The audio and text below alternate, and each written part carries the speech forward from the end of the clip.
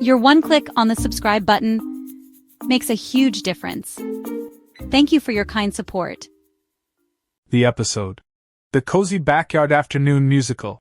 In YOLO, Rainbow Trinity Season 3, Episode 8 takes the zaniness of the series to new levels while still managing to provide unexpected emotional depths and satirical commentary.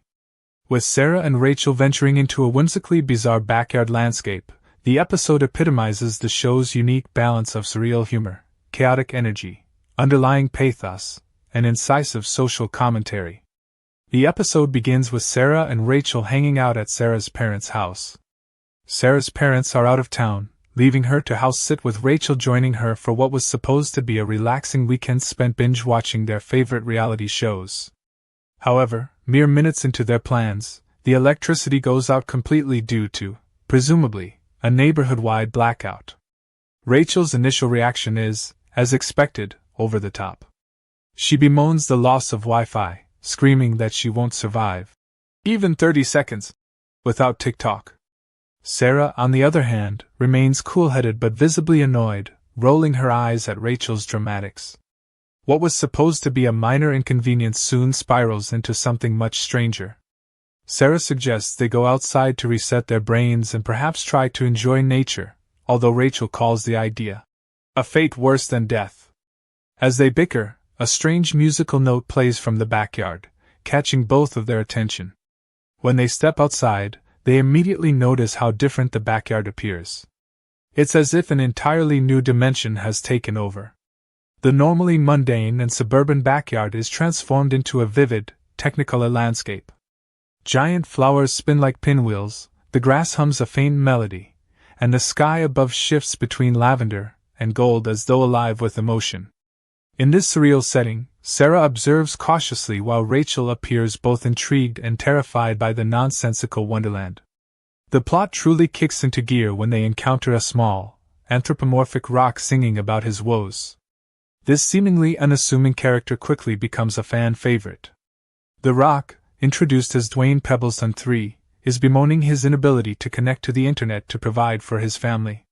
The absurdity of his song, featuring repeated, rolled R's and words like reason and resignation, is where the show's sharp comedic timing shines. While Sarah tries her best to console the rock and understand the situation, Rachel breaks into laughter at the sheer ridiculousness of a Wi-Fi-dependent rock. The exchange highlights their opposing outlooks.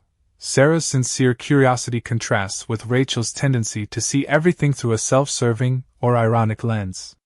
Despite her initial mockery, Rachel begins to sing back to the rock in her nonsensical rhymes, sparking an impromptu musical battle. This scene is a masterstroke in terms of animation and sound design. The clash of their melodies creates ripples in the air, causing shifts in the physics of the backyard. At one moment, Rachel's high-pitched screech causes the trees to dance ballet. Meanwhile, Sarah's calm and dulcet tones bring calm harmonies, making the chaotic environment steady. This interplay becomes central to the episode's ongoing themes of contrast and balance. Sarah and Rachel, as characters, often represent dichotomies, chaos and control, skepticism and wonder, self-absorption and empathy. After their musical exchange with Dwayne, the girls are informed of their mission in the backyard world. The rock explains that the energy keeping the bizarre dimension alive has started to destabilize because of a clogged melody, a concept as absurd as it is profound. Apparently, the backyard thrives on the harmony of its denizens' songs, but a dark and dissonant melody from deep within the melodic hedge is corrupting the rhythm. Rachel dismisses the rock's explanation as nonsensical filler, but Sarah insists they check it out, partially out of genuine concern and partially because she feels they have nothing better to do with the power out. Their journey deeper into the backyard reveals a series of increasingly bizarre encounters. They meet a frog choir singing operatic arias about existential dread, a sentient swing set stuck in a loop of self-deprecating country ballads, and a cloud that raps motivational verses. Each sequence adds layers to the episode's satirical commentary. For example, the frog choir exaggerates society's obsession with dramatizing our anxieties, while the rapping cloud offers a tongue-in-cheek critique of empty self-help rhetoric often seen online. Sarah and Rachel interact with these characters in distinct ways. Sarah remains polite and tries to engage, while Rachel openly mocks or challenges them. As they near the source of the dissonant melody, the visuals turn darker and more chaotic. The bright and whimsical color palette of the backyard gradually gives way to murky grays and violent reds as the girls step into the melodic hedge. The transition is expertly handled, with each frame rich in detail that conveys the growing tension. The sound design follows suit, with the cheery songs of earlier scenes replaced by haunting, off-key harmonies that send chills down the spine. At this point, even Rachel stops laughing and begins to take the situation seriously. In the heart of the melodic hedge, Sarah and Rachel face the source of the corruption, a massive, shadowy snake-like creature called Discordantus. The creature sings a gut-wrenching ballad about being forgotten and neglected, revealing that it was once an integral part of the backyard's harmony but was cast aside when its unique, melancholic tone didn't fit with the more cheerful tunes of the other inhabitants. The creature's plight resonates deeply with Sarah, who recognizes themes of rejection and loneliness in its story. This marks a turning point for her character, as she steps forward to connect with Discordantus through her own song. The musical showdown between Sarah and Discordantus is emotionally charged and visually stunning. The screen fills with shifting images representing memories, dreams, and regrets, blending animation styles to create a kaleidoscopic effect. Rachel initially stands back, but when it becomes clear that Sarah is struggling to match the creature's anguish, she joins her. In an unprecedented moment of vulnerability, Rachel adds her own voice to Sarah's melody.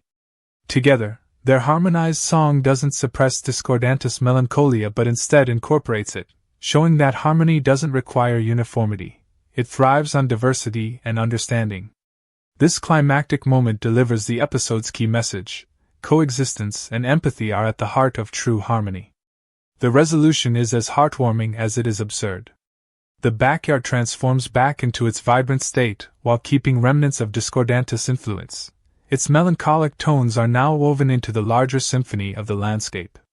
The Rock family thanks Sarah and Rachel, and Dwayne even gifts them a glowing pebble as a token of gratitude. The girls return to Sarah's parents' house, where the electricity has conveniently turned back on. As they slump onto the couch, exhausted, Rachel shrugs off the experience as just another random Saturday. But her uncharacteristically soft smile suggests it meant more to her than she lets on. The ending invites multiple interpretations.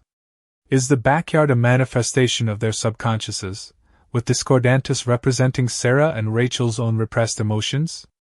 Was the entire experience a hallucination brought on by heat stroke or boredom? Or is it simply another example of the show's irreverent embrace of the absurd? Fans have debated whether the glowing pebble given to them by Dwayne signifies a lingering connection to the backyard world or if it's merely a trinket of no real consequence. From a thematic standpoint, the episode explores the nature of harmony, both musically and socially. The idea that discord can be a valuable part of a larger harmony resonates not only in the backyard but also in Sarah and Rachel's relationship. Their dynamic works precisely because of their differences. They challenge, frustrate, and ultimately complement one another. This episode offers a poignant reminder of that fact while embedding it in the series' trademark surreal humor. Cinematically, the episode stands out for its inventive animation and soundscapes. The musicality of the episode isn't just a gimmick, it's integral to the storytelling. Each character's song not only reflects their personality but also propels the plot, making music both the medium and message. The use of changing color palettes, shifting animation styles, and intricate sound design adds layers of meaning to the surreal narrative. In conclusion, The Cozy Backyard Afternoon Musical is a standout episode in YOLO, Rainbow Trinity.